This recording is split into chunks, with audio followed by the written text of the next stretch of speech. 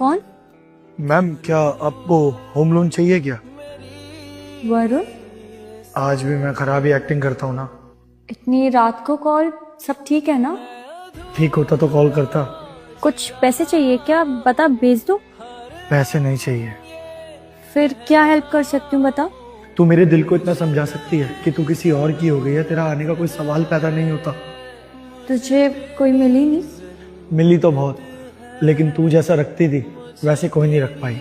बातों बातों में तेरा जिक्र कर देता था, या तो कोई नाराज हो जाती थी या कोई छोड़ के चली जाती थी, बोलती थी कि जा उसकी यादों के सहारे मर। वक्त लगता है, कोई तो होगी जो तेरे लिए बनी होगी। बनी थी, लेकिन वो वक्त के साथ किसी और की हो गई। तेरा वो वॉइस नोट आज भी पड़ा है मेरे पास। I love you, I love you, I love you. चल हम कल बात करते हैं। सॉरी यार, मैंने तुझे डिस्टर्ब किया। मैं आज के बाद कॉल नहीं करूँगा। Really sorry.